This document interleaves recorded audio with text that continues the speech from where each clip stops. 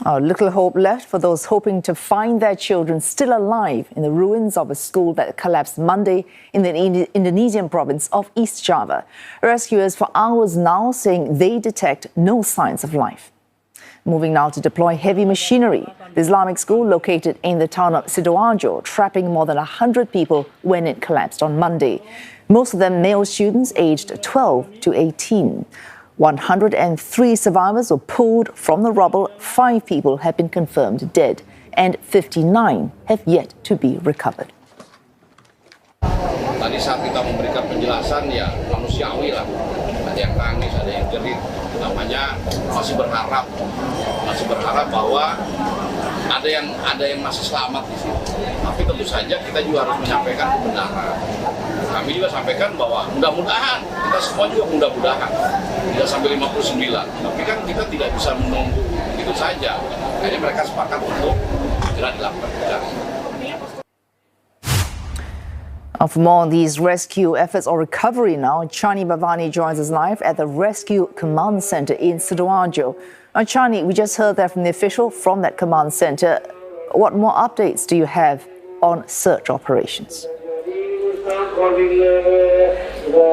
Well, Wesu, rescue operations have now moved into the recovery phase, and this was a decision that was made in consensus by rescuers along with families who are waiting on information on their missing children. And this decision was also made after rescuers said that their equipment and also all of their efforts have resulted in the fact that they did not detect any more life or any signs of life rather from the site of the collapse. Now, up until Wednesday, search and rescue efforts were going on around the clock, 24 hours in shifts, in order to maximize what is known as the golden time, which is a 72-hour maximum chance of survival window. However, in the aftermath of this decision, rescuers have now moved into the recovery phase ahead of the expiry of that golden time, so ahead of what they initially had planned. And what that means is that they have now begun to move the concrete with heavy machinery such as cranes.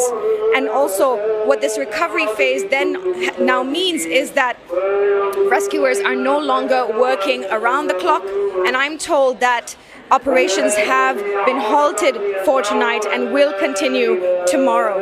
Now, I'm here at the Rescue Command Center. You can see the group of people behind me. I'm not sure if you can see. There's a big screen there that they're all looking at, and that screen is a live feed of operations at the site of the collapse. There's nothing happening, but people have been standing here behind me for hours now, just hoping to see some signs of anything, in fact, that would sort of give them any information regarding their missing children.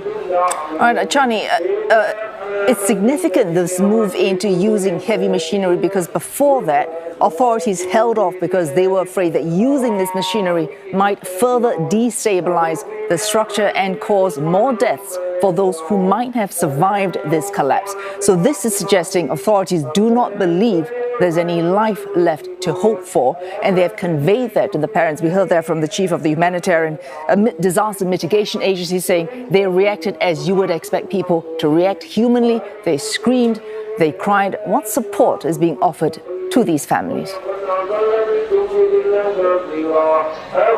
Well, over here it's been a mixture of emotions for families who have been waiting, desperately over the last 4 days since the collapse happened.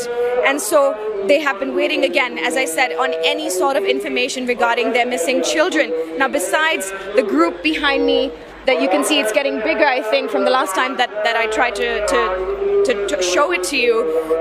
Beside this group, on the other side of me, on my right, there is another group of family members who are speaking to a search and rescue official, and what they're trying to do is they're trying to convince or persuade that official to continue the operations, not so much for search and rescue, but just so that they can retrieve the bodies in order to immediately perform the necessary burial rites. And so what they're trying to do basically is try to get access to the bodies of, if it is really their deceased children, so that they can appropriately perform their burial rites. Having said that, we did speak to many parents also earlier in the day who did tell us that they have accepted this decision and they stand by the consensus. Now over here at the command center, in terms of other services that are being provided for the grieving families, their DNA was taken earlier. All of the families here went for a DNA swab in order to help authorities with identification should they discover more bodies. Well, thanks. That's CNA's Chandni Vatvani reporting live there from the Rescue Command Center in Sidoarjo.